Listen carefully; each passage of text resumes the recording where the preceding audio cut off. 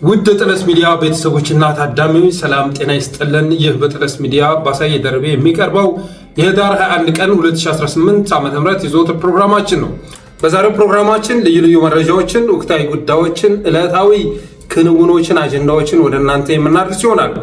ስለዚህ የጥለስ ሚዲያ ሜምበር ሰብስክራይበር በመሆን ስቲከሮችን በማበርከት ዝግጅታችንን ላይክ ሼር እያደረጋችሁ ለሌሎች በማጋራት ብሎም ዝግጅታችንን በመታዩበት ሰዓት ታፕታፕ በማድረግ ኢምፕሬሽኑ እንዲጨምር ታፕታፕ በማድረግ ጥለስ ሚዲያን ታበረታቱ ዘንድ እንጠይቃለን። ባለፈው 79000 ሰብስክራይበር መግባት አለብን። ያንን ለማሟላት 100 ሰብስክራይበር ነው የሚያስፈልገው ብለን ነበር፣ ግን ማሟላት አልተቻለም። ቪዲዮ ታይቶ ነበረ። ሰብስክራይብ ያደረጉ ወገኖች ቁጥራቸው ግን በጣም አናሳ ነው። በጣም በሚያሳዝን ሁኔታ የአማራ ሚዲያዎች እድገታቸው ከሌሎች ጋር ሲወዳደር አናሳ ነው። ለዚህ ምክንያቱ ደግሞ ሰብስክራይብ ማድረግ የሚጨንቀው ታዳሚ መኖሩ ነው። ስለዚህ ዛሬም ዝግጅታችንን ማየት ከመጀመራችሁ በፊት ሰብስክራይብ አድርጉ ብለን በቀጥታ ወደ ዕለቱ ፕሮግራም እናልፋለን።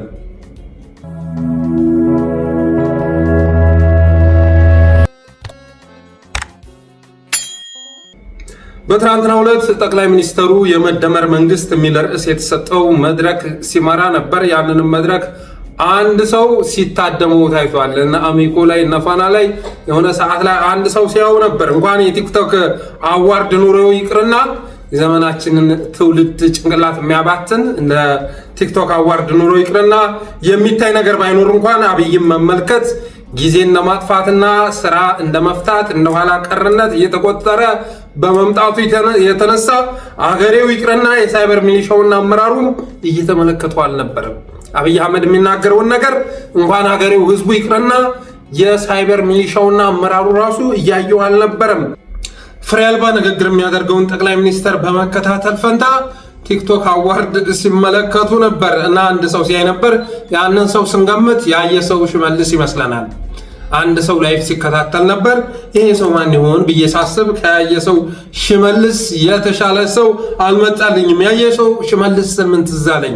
ያየ ሰው ሽመልስ ወይም ኢትዮ ፎረም አማራ ክልል ላይ እየተከሰቱ ያሉ ዕለታዊ ክስተቶችን እየዘገቡ መሆናቸው የሚበረታታ ምስጋና ሊቸረው የሚገባ ጉዳይ ነው። ከዛ ውጭ ግን የአማራን ኤሊት የሚወቅስበት ነገር ልክ አይደለም። አሁንም ያንን ወቀሳውን እና አሽሙሩን አጠናክሮ ቀጥሏል። የአማራ ኤሊት ያደረገው ነገር በየትኛውም ሀገር ላይ ሲደረግ የነበረ ጉዳይ ነው። መንግስት ሲመጣ ማጨብጨብ ያለና የሚኖር ነው። የስራ ለውጥ ሲደረግ አዲስ መንግስት ሲመጣ ቃሉን ሰምቶ ማጨብጨብ ያለና የሚኖር ጉዳይ ነው። የአማራ ኤሊት ብቻውን ያደረገው ጉዳይ ሳይሆን በመላው ዓለም ሲደረግ የነበረ መሆኑ መታወቅ አለበት። ሌላው ከ27 ዓመት በኋላ ያየ ሰው መረዳት ያለበት ጉዳይ ማለት ነው፣ የኢትዮጵያ ህዝብ ሌላ ስርዓት ቢናፍቅ የሚያስገርም አይደለም። ወያኔ 27 ዓመት ገዝቷል ኢትዮጵያን። ከ27 ዓመት በኋላ በዛ በወያኔ ጊዜ እንኳ የተፈጠረ ህፃን 27 ዓመት ምድር ላይ ቆይቷል እኮ። ስለዚህ ያ ከዛ በፊት ኤክስፒሪየንስ የሌለው ትውልድ አዲስ ነገር ቢናፍቅ የሚያስገርም አይደለም። ብዙ ጊዜ ግን ኢትዮ ፎረምን አይታችሁ ከሆነ ያየ ሰውን አይታችሁ ከሆነ ለኢትዮጵያ ህዝብ ከህወሓት ያለፈ ስርዓት አያስፈልገውም ብሎ የደመደመ ይመስላችኋል። ከ8 ዓመት በፊት የተካሄደው ህዝባዊ እምቢተኝነት አስፈላጊ አልነበረም የሚል እምነት ያለው ይመስላል። ሌላው ትናንት ሲቃወሙ የነበሩ ብልጽግናን አብይን ማንነቱን ሳያውቁ ሲቃወሙ የነበሩ ዛሬ እየደገፉት ይገኛሉ። አማራው ግን ትናንት ማንነቱን ሳያውቅ ድጋፉን ቸረ፣ ማንነቱን ሲያውቅ ደግሞ ራቀ፣ መቃወም ጀመረ፣ መታገል ጀመረ። ስለዚህ ትክክለኛ አካሄድ እየተከተለ መሆኑ መታወቅ አለበት። እንኳን የኢትዮጵያ ህዝብ ይቅርና ያየ ሰው ሽመልስ የሚወዳቸው ህወሓቶች ራሱ የአብይ ማንነት እኮ ያውቁም ነበር። ጉያቸው ውስጥ ተቀምጦ 27 ዓመት ሙሉ ኮሎኔል ደረጃ ላይ ሲደርስ ፒኤችዲውን ያስኩ እያለ ሲያምታታ አያውቁም ነበረ። ጠቅላይ ሚኒስትር ሆኖ ሲፈነግላቸው እንኳን ስለ አብይ አህመድ አያውቁም ነበር። በእርግጥ አንዳንዶቹ ከሄዱ በኋላ ብዙ ጊዜ ያየ ሰው ሽመልስ ቪዲዮያቸውን የሚያቀርበው እነ ስዩም መስፍን የተናገሩትን ነገር አንረሳውም። እሱ ግን ወደ ስልጣን ከመጣ በኋላ ነው። አብይ አህመድን አሳድጎ በዛ ደረጃ ገንብቶ ፒኤችዲውን አስይዞ ኮሎኔልን ማዕረግ ሰጥቶ 4 ኪሎ ያስገባው የአማራ ህዝብ ሳይሆን ህወሓቶች መሆናቸውን ማወቅ ያስፈልጋል። የአማራውን ድጋፍ ኢትዮጵያ ማለቱን እንጂ ማንነቱን ወይም ሃይማኖቱን በመመልከት አለመሆኑን ደግሞ መረዳት ይገባል። የአማራ ኤሊት አብይ አህመድን ሲደግፍ የነበረው ኢትዮጵያ ሲል በመስማቱ የተነሳ ነው። እነ መለስ ዜናዊ ከአብይ የተሻለ ሀገራዊ ፍቅር ቢኖራቸውም በንግግር ደረጃ ግን ሀገሪቷ እያሉ ነበር የሚጠሩት። ለኢትዮጵያ ያላቸው ፍቅር ከአብይ ጋር የሚወዳደር አይደለም። በእኔ እምነት እነ መለስ ዜናዊ የተሻሉ ነበር፣ እነ ኃይለማርያም የተሻሉ ነበር። ግን መድረክ ላይ ደግሞ ሀገሪቷ ሲሉ ነው የምናውቃቸው። ሀገሪቷ ነውም አሳድገሽናል በማር በወተቱ ኢትዮጵያ እናታችን ላሚቱ ንቢቱ እየተባለ መወደሷን መለስ ዜናዊ ሲያጣጥል እንደነበር የምንዘነጋው አይደለም። ስለዚህ አብይ መጣና ኢትዮጵያ እያለ ሲቅለበለብ ጥሩ መሪ መጣልኝ ብሎ የአማራ ኤሊት ደገፈ። እንደሌሎቹ አሁን ሲደግፉ እንደምናየው ብሔሩን አይቶ ማንነቱን አይቶ ሃይማኖቱን መርምሮ አይደለም አማራው ሲደግፍ የነበረው። ሌላው አንዳንድ መሪዎችና ስርዓቶች እስኪታወቁ ድረስ ፕሮፓጋንዳቸው ቅቡልነት የሚያገኝ መሆኑ መረሳት የለበትም። አንዳንድ ስርዓት አንዳንድ መንግስታት ወደ ስልጣን እንደመጡ ማንነታቸው እስኪታወቅ ድረስ ህዝብን ወደ ፈለጉት አቅጣጫ መናት ይችላሉ። በኢትዮጵያም የተከሰተው ይሄ መሆኑ መታወቅ አለበት። ሌላ በፖፑላር ፕሬሸር ወይንም ደግሞ በማስ ፖፑላር ፕሮቴስት በኢትዮጵያ የተከሰተው ለውጥ በሱዳን አልበሽርን አውርዶና ከዚያም ኩዴታ አዋልዶ አልቡርሃንን ማምጣቱን ማስተዋስ ያስፈልጋል። በሱዳን አልበሽርን አውርዶ ከዚያም ኩዴታ አዋልዶ አልቡርሃንን ማምጣቱን፣ በግብፅ ሆስኒ ሙባረክን፣ በቱኒዚያ ቤናሊን፣ በዚምባብዌ ሙጋቤን፣ በአልጄሪያ የኢራቅ ሙቭመንት ማለት ነው ቡታፍሊካን፣ በማሊ በቡርኪና ፋሶ በጊኒ በጋቦን በወታደር የተደገፈና ህዝብን ያሳተፈ ለውጥ መከሰቱን ታሳቢ በማድረግ አማራውን አውፍ ማለት ቢቻል መልካም ነው። አውፍ በለን ተሳስተንም ከሆነ ይህን ያህል ጊዜ በየቀኑ እየወቀስክ በጸጸት አለንጋ ገረፍከን እኮ ይበቃናል። በቃ አውፍ በል እስኪ። የሰሜን ኃይሎች እንኳ አውፍ ተባብለው እኮ አብረው ወደ መስራት ገብተዋል። እያንዳንዷ ፕሮግራምህ ላይ የአማራን ኤሊት እያስገባ የፕሮግራምህ ማጣፈጫ ማድረግ የለብህም። አማራ ያደረገው ትክክለኛውን ነገር ነው። አንተ አብይ አህመድን ስትረዳው ምናልባት የኢትዮጵያ ህዝብ ስላልተረዳው ሊሆን ይችላል ድጋፉን የቸረው። ሲረዳ ደግሞ ማንነቱን ሲገነዘብ አብይ የዘረጋቸውን ወጥመዶች እየበጣጠሰ ግንኙነቱን ለማደስ እየተንቀሳቀሰ መሆኑን መገንዘብ ያስፈልጋል። በተረፈ ግን ሰሜኖች እየተነጋገሩ ባለበት ሰዓት ላይ ሁሌ እያመጣ ቁስል መቆስቆስ ብልጽግናን ትርፋማ ከማድረግ የዘለለ ፋይዳ እንደሌለው መረዳት ያስፈልጋል ማለት እወዳለሁ።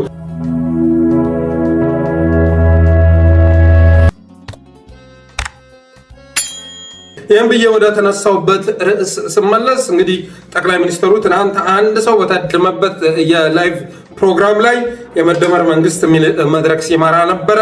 እንደተለመደው ሁሉ ጠቅላዩ የነ ፕሮፌሰር ኖህ ሃረሪን ሳፒያንስ ሆሞዲዩስ 21 ሌሰንስ ፎር ዘ 21 ሴንቸሪ የሚሉ መጽሐፍቶች ከነሱ ላይ የተቀነጫጨበ ሌክቸር በራሱ ስም ሲያቀርብበት የነበረ ፕሮግራም ነው። ብዙ ጊዜ አብይ አህመድ የሚሰጣቸው ሌክቸሮች ከነ ፕሮፌሰር ኖህ ሃረሪ ሳፒያንስ ሆሞዲዩስ እና 21 ሌሰንስ ፎር ዘ 21 ሴንቸሪ መጽሐፍቶች የተቀነጫጨቡ መሆኑ ይታወቃል። ያን ማድረግ ችግር የለውም።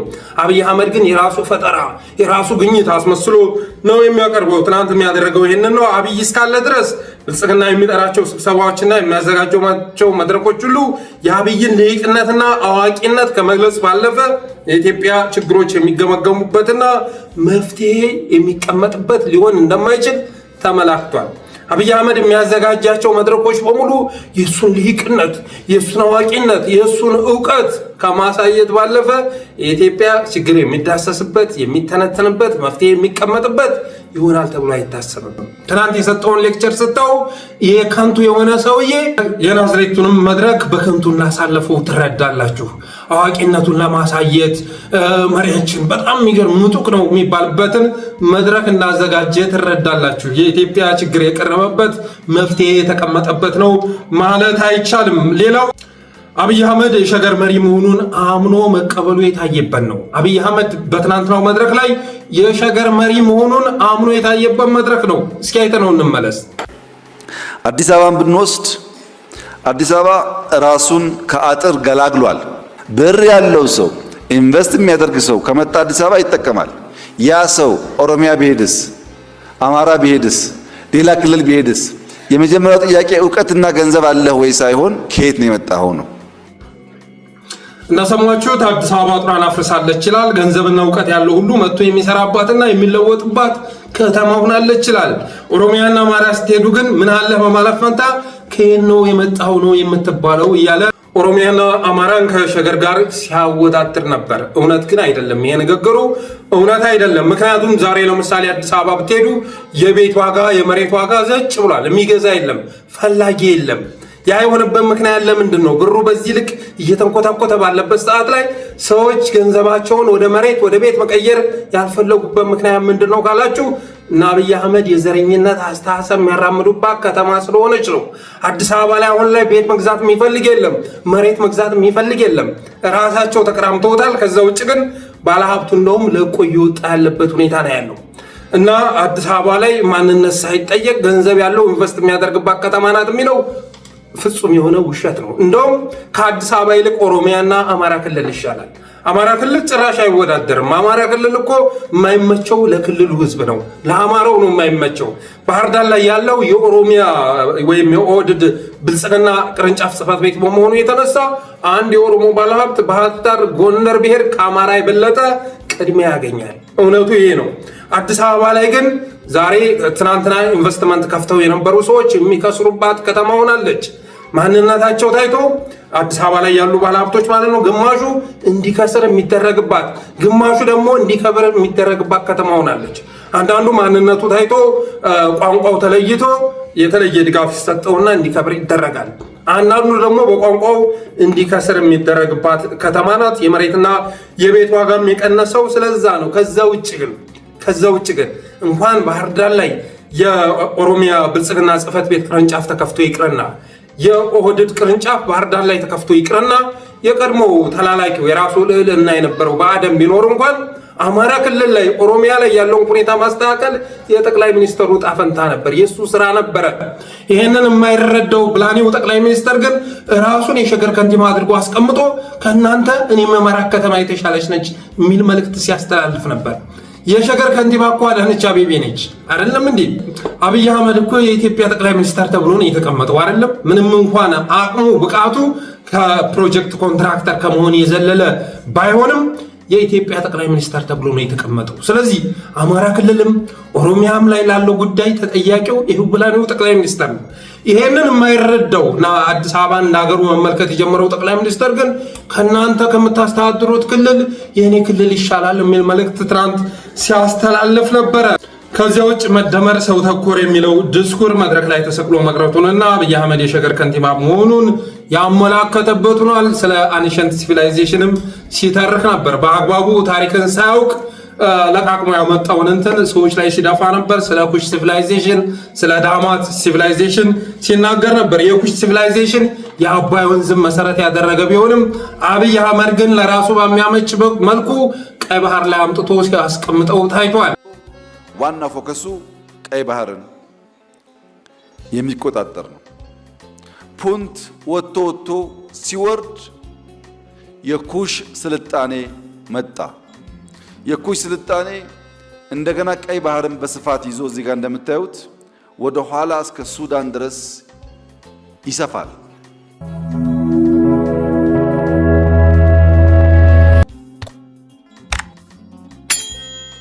ሁለተኛው ርዕሳችን አፋሕድን ይመለከታል። ላለፉት ጊዜያት እንግዲህ አፋሕድን በተመለከተ በርካታ መረጃዎች ወደ እናንተ ስናደርስ ነበር። መረጃዎችን ብቻ ሳይሆን አስተያየታችንንም፣ ምልከታችንን፣ ትችታችንን ስናቀርብ ነበር።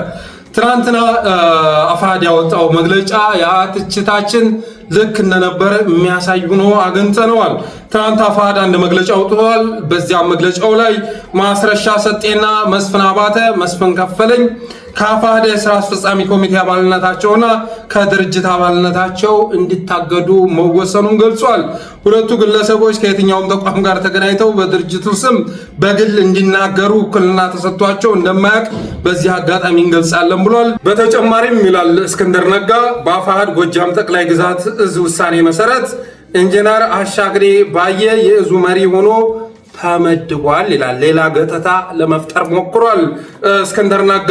እንግዲህ ስለ ማስረሻ ሰጤ፣ ስለ እስክንድር ነጋ፣ ስለ መስፍን አባተ ወይም መስፍን ከፈለኝ፣ ስለ ኮሎኔል ፈንታው ጎንደር ላይ አካባቢ ስለሚንቀሳቀሱት ፕሮፌሰሮች በርካታ መረጃ ስናደርሳችሁ ነበር።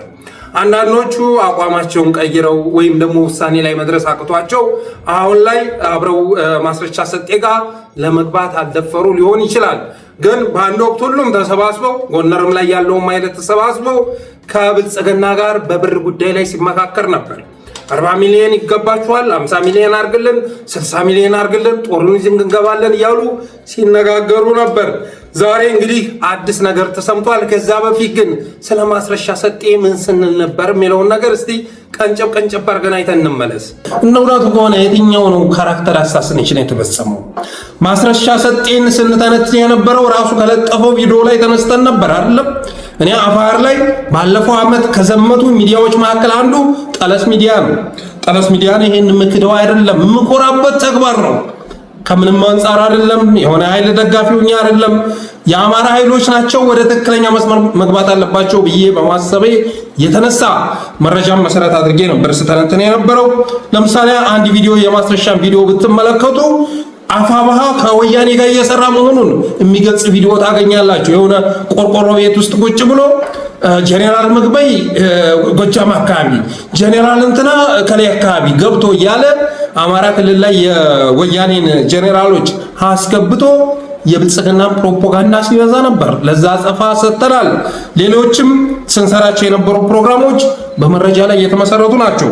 ስለዚህ የማጋለጥ ስራ ነው እንጂ የተሰራው የካራክተር አሳሲኔሽን ግድያ ተፈጽሟል ማለት አይቻልም። ዛሬ የደረሰ መረጃ ምን ይላል መስላችሁ? ማስረሻ ሰጤና የተወሰኑ የአፋሃድ አመራሮች ለአገዛዙ እጅ ለመስጠት ድርድር ጀምረዋል። ይህ ድርድር ከተጀመረም ረጅም ጊዜ ሆኖታል ይላል እና በዚህ ድርድር ላይ 50 ሚሊዮን ብር ጠይቀዋል እነ ማስረሻ ሰጤ። ኮሎኔል ፈንታውን ይጨምራል፣ ሌሎች አመራሮችንም ይጨምራል። ኮሎኔል ፈንታውን ይጨምራል። እሱ ነው የገረመኝ ነገር ማለት ነው። ማስረሻ ሰጤ ድሮም የተመስገን ጥሩነህን ተልዕኮ አንግቦ ወደ ትግል ሜዳ የገባ መሆኑ ይታወቃል።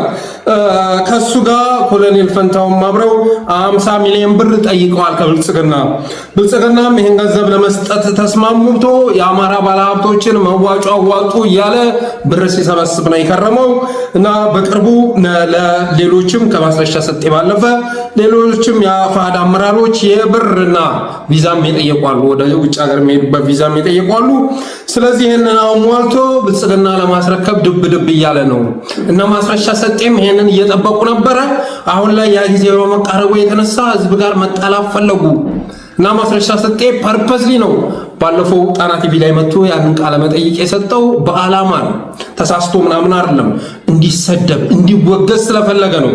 ልክ የአብን አመራሮች ሲያደርጉት እንደነበረው ሁሉ መጥተው ከህዝብ መነጠል ሲፈልጉ ህዝብን የሚያስቀይም ነገር ይሰራሉ። ከዛ ዘመቻ ስትከፍቱባቸው ተገፋን፣ ተጣልን፣ ተዘመተብን፣ ተንቋሸሽን በሚል ምክንያት አገዛዙ ጉያ ውስጥ ገብቶ ይሸጎጣሉ ማለት ነው። ማስረሻ ሰጤ የሚያደርገው ይህንን ነው። ሆን ብሎ ዘመቻ እንዲከፈትበት። ለምን ተገፋው፣ ትግል ሜዳ ላይ ያለው ተንቋሸሽኩ፣ ለዚህ ነው የምታገለው ምናምን ብሎ ተወራይቶ ለመግባት ነው እና ብልጽግና የፈለጉትን የብር መጠን ለጊዜው ለመስጠት ተስማምቷል። ይሁንና ግን አብሮ የደረሰ መረጃ በዚህ በነማስረሻ ሰጤ አካሄድ የትኛውም አርበኛ መደናገር የለበትም። አንደኛ አገዛዙ 50 ሚሊዮን ብር ዛሬ ከሰጠ በኋላ ነገ ተፈራርመው ከገቡ በኋላ በሽብር የተፈራ ሀብት ተብለው ጋማ እንደሚባሉ ጥርጥር የለውም። ይህን ይመስላል። አንዱ ከ2 ወር በፊት አንዱ ከ3 ወር በፊት የቀረበ ነው። መስከረም ላይ ነበር ሊገቡ የነበረው። ዛሬ ነገ ሲባል ማስረሻ ሰጤም ሌሎቹን ይዤ እመጣለሁ፣ ኮሎኔል ፈንታውንም ይዤ እመጣለሁ፣ ጎንደር አካባቢ ያሉ ፕሮፌሰሮችንም ይዤ እመጣለሁ ብሎ ቃል ገብቶ ነበር። መጨረሻ ላይ የነሱ ጉዳይ አልተሳካልኝም፣ ኮሎኔሉም ሊቆርጥ አልቻለም።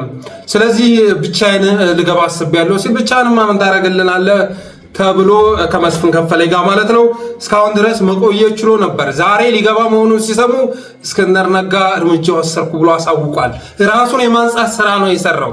እስክንድር ነጋ በአማራ ትግል ውስጥ የመጨረሻ አማራን ትግል ያጓተተው የአማራን ትግል ለማክሸፍ ከበአደም በላይ ሲታገለን የነበረው እስክንድር ነጋ ይህችን ውሳኔ የወሰነው ዛሬ ማስረሻ ሰጤ ከደገር ተነስቶ ከላላ ገብቷል። ሊገባ መሆኑን ስለሰማ ነው ብልጽግና ጋር ድርድሩን ጨርሶ ከዚህ በፊት እንግዲህ ባቀረብኩት ፕሮግራም 50 ሚሊዮን ብር አምጡ ብሎ ጥያቄ ማቅረቡን ገልጬ ነበር። 50 ሚሊዮን ብር ለብቻው አይደለም ለብቻው ሳይሆን ኮሎኔሉንም ሌሎቹንም አስከትሎ ለመግባት ነበር ያንን ጥያቄ አቅርቦ የነበረው። ስለዚህ መጨረሻ ላይ ብቻውን ተደራድሮ ሊገባ መሆኑን ስለሰሙ ከመስፍን ከፈለኝ ጋር ከመዋረዳችን በፊት አስቀድመን እንገደው ብለው ነው ራሳቸውን ለመከላከል ይህንን ውሳኔ ወሰኑ። ዛሬ በተሰማው መረጃ መሰረት ማስረሻ ሰጤ ያሉትን አነስተኛ ጠባቂዎች ይዞ ከደገር ተነስቶ ከላላ መግባቱን የደረሰ መረጃ ያመለክታል። ከብልጽግና ጋር ተሰማምቶ ዛሬ ከላላ መግባቱን የመረጃ ምንጮቻችን ገልጸዋል። የሚገርመው ነገር ታዲያ ይሄንን ችግር የፈጠረው እስክንድር ነጋ አሁንም ሌላ ኤጀንት መርጫለሁ እያለ ነው። የአማራን ትግል ሲገል የከረመው እና ከሁሉም በፊት አፋሕድ ወደ ለውጥ መግባት ከፈለገ ሊያግደው የሚገባው እስክንድር ነጋ በማስረሻ ሰጤ ምትክ ሌላ ኤጀንት አዘጋጅቻለሁ እያለ ነው እና እስካሁን ድረስ መረጃው ከነሱ የተደበቀ ስለሆነ አይደለም። እስክንድር ነጋ ጎንደርም ላይ ወሎም ላይ ያለው ኃይል እሱ የሚመራው ኃይል ማለት ነው ከብልጽግና ጋር እየተራተረ መሆኑን ያውቅ ነበር። ኢቨን እኮ እጅ ከፍንጅ ተይዞ ነበር መስፍን ከፈለኝ ከአብዱ ሁሴን ጋር ሲነጋገር እና እናሳውቃለን እርምጃ ወስደን እያለ ሲያድበሰብሰው ከቆየ በኋላ እነሱ ቆራጥ ውሳኔ ወስነው ሊገቡ መሆናቸውን ሲሰማ ሳይቀድሙ ይልቅደማቸው ብሎ ይህንን ውሳኔ ወሰነ። ስለዚህ እኔ አፋሕድ የሚባለው ድርጅት ደጋፊ ባልሆንም አሁንም ቢሆን ውሳኔው በቂ አይደለም። በጣም ብዙ አሉ ብልጽግና ጋር እየሰሩ ያሉት። አንዳንዶቹ ወስነው ሲገቡ፣ አንዳንዶቹ ደግሞ እዛው ቆዩ እስኪ ወደ አፋብኃም እንዲገቡ ትእዛዝ የተሰጣቸዋሉ። አሁን ለምሳሌ ሸዋም ላይ ጎንደርም ላይ ብትመጡ እንደ ጎንደር እንደ ሸዋ ወደ አንድ ለማምጣት የተስማሙ አሉ። ከዛ መካከል ቁርጠኛ ወንድሞች መኖራቸው የሚካድ አይደለም። ቁርጠኛ ውሳኔ ወስነው በቃ ወደ ትክክለኛ መስመር ገብተን መታከል አለብን ብለው አቋማቸውን የቀየሩ አሉ፣ ያስተካከሉ አሉ። አንዳንዶቹ ግን እዛ ውስጥ ከገቡ በኋላ እንደ ጎንደር እንደ ሸዋ ወደ አንድ ከመጡ በኋላ እንደገና ወደ አማራ ለመሰባሰብ ሲሞክር ደግሞ እንቅፋት ሆነው ለመከሰት ውስጥ ላይ ሆነው መረጃ ለመስጠት አሁንም እዛ ውስጥ የተቀመጡ አሉ። ስለዚህ የማጥራት ስራ ስሩ። ይህንን እውነት መናገር መከፋፈል አይደለም። ማስረሻ ሰጤናውን ስናባብለው ብንከርም ጀግናዬ ብንለው ምን ትርጉም ነበረው? ወንድሞቻችንን በድሮን ለማስመታት አገዛዙ ጋር የሚደዋወለውን ብልጽግና ጋር በገንዘብ የተደራደረውን የተነጋገረውን አንድ ቀን እንኳ በዚህ ትግል ውስጥ ባለፉት 2 ዓመታት አንድ ቀን አገዛዙ ላይ ተኩሶ የማያውቀውን ማስረሻ ሰጤን ጀግናዬ እያልክ ብታወድሰው፣ መስፍን ከፈለኝን ጀግናዬ እያልክ ብታወድሰው አብረህ እነሱ ጋር ከመብከት ባለፈ ቅንጣት ታክል ለውጥ ማምጣታችን እንደ ኢትዮ 360 እንደ ሀብታሙ አያሌው መጨረሻ ላይ አብረህ ከመክሰር ባለፈ አጭበርባሪን የብልጽግናን ኤጀንት አርበኛ እያልክ ብትጠራው ትርጉም የለው። ይሄን ስላመን ይሄን ስላወቅን ነው እነዚህን ሰዎች ፋይት ስናደርጋቸው የነበሩ እስካሁን ድረስ ስንወቅሳቸው የነበሩ ሰዎች በሙሉ አንዳንዶቹ ወደ ብልጽግና ገብተዋል፣ አንዳንዶቹ ደግሞ እዛው ሆነው ትግሉን ማበላሸት ላይ ተሰማርተው ይገኛሉ። እስካሁን ድረስ ስንወቅሰው የነበረው ወደ ትክክለኛ መስመር መጥቶ ያሳፈረን የለም። ምክንያቱም በበቂ መረጃ ላይ ተመስርተን ትችታችንን የምናቀርብ በመሆኑ የተነሳ ነው። እስክንድር ነጋ ለምሳሌ መስፍን ከፈለኝ ድርድር ውስጥ ገብቶ ሲነጋገር የነበረው በእስክንድር ነጋ ፍቃድ ነው። እስክንድር ነጋ ጫጫታው ሲበዛበት ብዙ ነገር ሲፈጠርበት እንደገና እጥፍ አለ። እጥፍ ማለት ነው። እነሱንም ክዷቸዋል። ማስረሻ ሰጤም መስፍን ከፈለኝም እዚህ ነገር ውስጥ የገቡት በእስክንድር ነጋ ታዘው ነው። ይህንን መዋጥ ያስፈልጋል። ከዛ ውጭ ግን አፋሕድን በዚህ ደረጃ ያበላሸው ብር ይዞ ገብቶ ወንድሞቻችንን በገንዘብ የሚገዙ ሸቀጦች ያደረገው እስክንድር ነጋ ነው። በድርጅት ላይ መቆመርን እሱን ሰብሳቢ እስካደረግክ ድረስ እሱን ሊቀመንበር ብለህ እስከተቀበልክ ድረስ የትኛውንም ነገር ብታደርግ ለመቀበል ወደኋላ የማይለው እስክንድር ነጋ እነዚህ ሰዎች እዚህ ጎዳና ውስጥ እንዲገቡ ያደረጋቸው እሱ ነው። ትናንት እስክንድር ነጋ እኮ ተልኮ ሰጥቶት ወደ ኤርትራ ሲሄድ የነበረ ሄድና ቢሮ ክፈት ከሌላ አነጋገር እያለ በስልክ ኮሚኒኬት ሲያደርግ ድምፁ ወጥቶ ነበር። ታስታውሱ ከሆነ ያ ልጅ ባልታወቀ ምክንያት ብልጽግና እጅ ላይ እንዲወድቅ ሆኗል።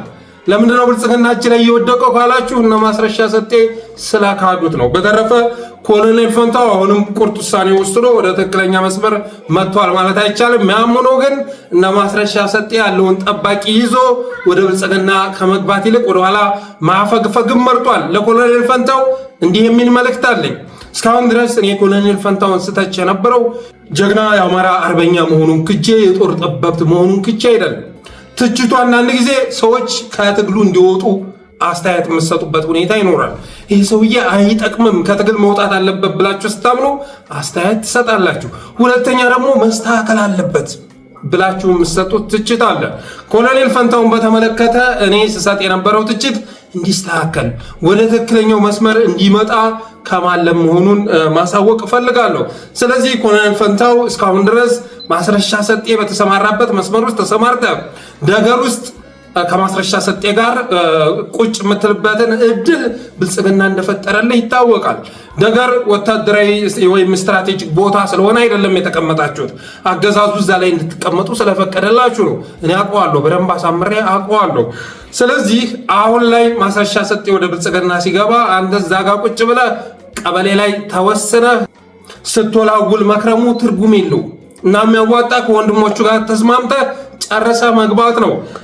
ወንድሞቻችንም ደግሞ የሚገባውን ቦታ ሊሰጡት ይገባል። ጎንደር ላይ ወደ አንድ ማምጣታቸው በጣም ደስ ያሰኛል። ሸዋ ላይ መከታው ማሞና በእነ ኢንጂነር ደሳለኝ መካከል ያለው መግባባት ደስ ይላል።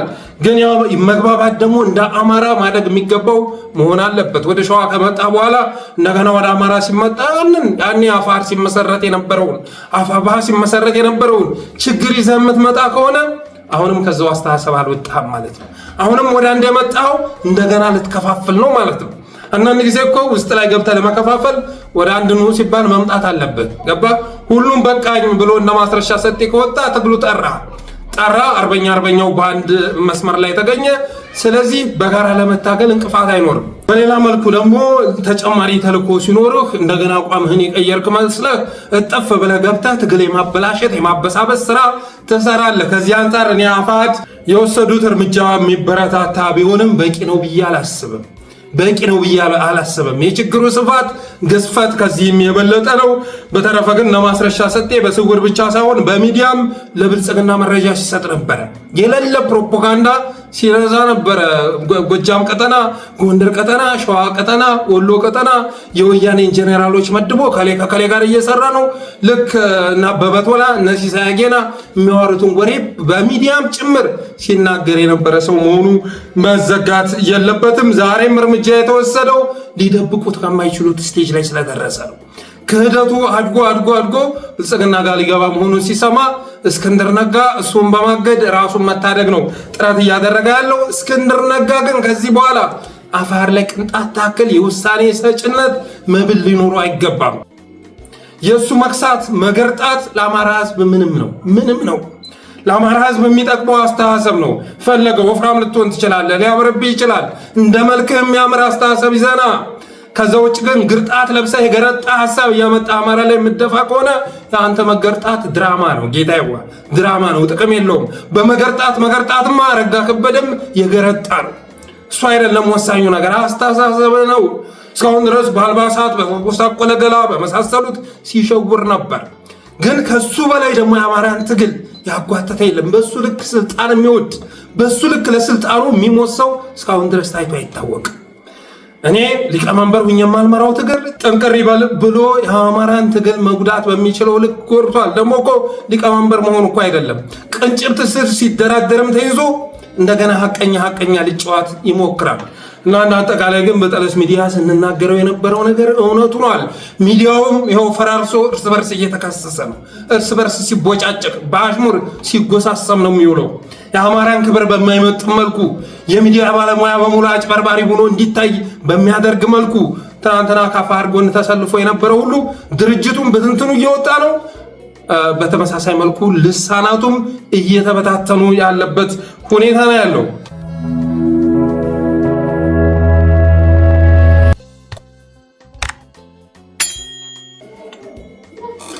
ሌላኛው የጌታቸው ረዳን ኢንተርቪው ይመለከታል። የጌታቸው ረዳ ኢንተርቪው እያደር 4 ኪሎ ላይ ህማም መቀስቀሱ ተሰምቷል። በነገራችን ላይ ባለፈው በወግ መልክ ያደረስኳችሁ መረጃ ከታማኝ የመረጃ ምንጭ የደረሰኝ ነው። ባጭሩ የደረሰኝም መረጃ ዘና በሚያደርግ መልኩ ፈታ በሚያደርግ መልኩ አድርጌ ስላቀረብኩት የፈጠራ ስራ እንዳይመስላችሁ። ያ ጌታቸው ረዳ ያደረገው ኢንተርቪው አብይ አህመድ ላይ ህመም ፈጥሯል፣ የመጨረሻ ማለት ነው። የኖቤል ተሸላሚ ነኝ፣ የኢትዮጵያን ብልጽግና ማረጋግጥ ነኝ፣ ከሰማይ የተላኩ ነኝ እያለ የሚያምነው ብላኔው ጠቅላይ ሚኒስትር ኢትዮጵያን ወደ ብርሃን እየወሰድኩ ነው፣ ይሄ ደግሞ እንዲሆን ያደረገው እግዚአብሔር እኔን ስለላከ ነው ብሎ የሚያምነው ጠቅላይ ሚኒስትር በዛ ደረጃ ጄኖሳይደር እየተባለ በዛ ደረጃ ጋዜጠኞችን የሚያፈስ አገር የሚያተራምስ ደም የሚያፈስ እና የዘር ማጥፋት ጭፍጨፋ የፈጸመ እየተባለ በስሙ ሲጠራ መስማት እንደሚያንገበግበው ጥርጥር የለውም። በዛ ልክ ደግሞ እንደነ ዳንኤል ክብረት ያለ አማካሪ ባለበት ሁኔታ የጌታቸው ረዳ ኢንተርቪው ተጋኖ ትልቅ ደረጃ እንደሚደርስ መገመት የሚከብድ አይደለም እና አሁን ላይ የደረሰ መረጃ ኢንተርቪው እያደረ መምቀስቅሷል። ጌታቸው ረዳ እንዲባረር ውሳኔ ላይ ተደርሷል ይላል የደረሰን መረጃ። ጌታቸው ረዳ እንዲባረር ውሳኔ ላይ ደርሰዋል። ጌታቸው ረዳም ሁኔታው ስላልተመቸው መልቀቂያ ላስገባና አሰናብቶኝ እያለ መሆኑ ተሰምቷል። እንደ አፍሪካ ወይም ደግሞ አንድ ዓለም አቀፍ ተቋምስት ለመቀጠር አስቧል ጌታቸው ረዳም። ስለዚህ እኔ እንደገና ዳቦ በተለያየ እሳት እየተለበለብኩ ነው። ከላይም እሳት ከታችም እሳት ሆነው እየተቃጠልኩ ነው። ወይ ከወያኔ አልሆንኩኝ፣ ወይ ከብልጽግና አልሆንኩኝ፣ ወይ ከህዝብ አልሆንኩኝ። ስለዚህ በቃ ሸኙኝ የሚል ጥያቄ ማቅረቡ ጌታቸው ረዳ ተሰምቷል። አብይ ጋር የተጠጋ ሁሉ ወያኔ አረም ስር እንደበቀለ ተክል የሚቆጠር ነው። የወያኔ አረም ስር የበቀለ ተክል እሱ እየተወለገ ምክንያቱም ወያኔ አረም የሚባለው ከስሩ የሚበቅሉ ተክሎችን እየበላ ነው የሚስፋፋው የሚያድገው። ከስሩ የሚበቅሉ ተክሎችን በጥላው እያደረቀ እያጠነዘለ ከስሩ እንዲወርቁ እያደረገ እሱ እየፋፋ ይሄዳል። አብይ አህመድም ጋር ስትጠጋ እንደዛ ነው። አንተን እየበላ እሱ እየፋፋ ይሄዳል። አንተን የመስዋዕት በግ እያደረገ እሱ እየገዘፈ ይሄዳል። ስለዚህ አብይ አህመድ ጋር ሰርቶ እስካሁን ድረስ በክብር የተሰናበተ አንድ ሰው እንኳን ልጠራ አልችልም። አንድ ሰው እነ ዶክተር ዳንኤል በቀለ የሚኮሩበት አይደለም። ያን ያህል ባንኩን ወቅሳቸው እንኳን እነ ፕሬዝዳንቷ ሳህለወርቅ ዘውዴ የመሳሰሉት በሙሉ መጨረሻ ላይ አብይ ጋር በመስራታቸው ተጸጽተው ሲወጡ ነው ያየነው። ተጸጽተው አንዳንዶቹ መልቀቂያ አስገብተው ሲወጡ አይተናል። እነ ራኬብ ከዚህ በላይ መስራት አንችልም ብለው ሲወጡ አይተናል። በተረፈ ግን ሌሎችን አመራሮች ስትመለከት በለጠ ሞላ ልትል ትችላለህ፣ ፕሮፌሰር ብርሃኑ ነጋ፣ ዳንኤል ክብረት፣ ሌሎቹንም ብትጠቅስ አብይ ጋር ተጠቅቶ የህዝብ የሆነ ልታገኝ አትችልም። ምክንያቱም አብይ ጋር መስራት ስታስብ የመጀመሪያው ቅድመ ሁኔታ ከህዝብ ጋር መጣላት አለብን። ከህዝብ ጋር መጣላት፣ ከሙስና ከምን ጋር መነጋጋት፣ ከዛ በኋላ አብይ አህመድ ሄደ ወዳለ አቅጣጫ ሳትጠይቅ የምትጓዝ ሰው መሆን አለብህ። ስለዚህ ጌታቸው ረዳ የሚያጋጥመው ይህንን ነው በእርግጥ ባለፈው ኢንተርቪው ላይ አብይን ለመከላከል ረጅም ርቀት ተጉዟል ማለት አይቻልም።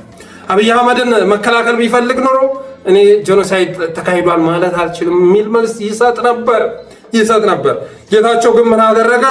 ጄኖሳይዱን አመነና ያንን ጄኖሳይድ የፈጸመውን አካል ካደ። ያ ደግሞ ትርጉም የለውም። ምክንያቱም በአብይ አህመድ ዘመን አብይ አህመድ በመራው ጦርነት ላይ ጄኖሳይድ ተካሂዷል ካልክ ኦልሬዲ አብይ አካሂዶታል፣ እንደ ፓርቲ ደግሞ ብልጽግና አካሂዶታል ማለት የሚቆጠር ነው። ስለዚህ በደረሰ መረጃ መሰረት ብልጽግና በምን አይነት መልኩ እንደሚሸኘው ባይታወቅም አንድም የጌታቸው ረዳን መልቀቂያ ጥያቄ ተቀብሎ ሊያሰናብተው ይችላል። በሁለተኝነት ደግሞ እሱንማ በመልቀቂያ ማሰናበት ትክክል አይደለም፣ ልክ ባለፈው ማሞ ምረቴ ላይ እንደሆነው ማለት ነው። ማሞ ምረቴ ትዊተር ላይ አምጥቶ መልቀቂያውን ለጠፋ አስቀድሞ። ይሁንና አብይ አህመድ ደግሞ ከዛ ቀደም አድርጎ የስንብት ደብዳቤ መጽሐፉን የሚገልጽ ደብዳቤ አምጥቶ ለጠፈልን። ስለዚህ ጌታቸው ረዳ በፍጹም መልቀቂያ አስገብቶ ሊሄድ አይገባል፣ ላሰናብተ ይገባል በሁለት መስመር ብሎ ካሰበ እነዛ ሊያደርግ ይችላል። ከዛ ውጭ ግን ጌታቸው ረዳ ከብልጽግና ጋር መለያየቱ አይቀሬ ሆኗል ይላል የደረሰ መረጃ።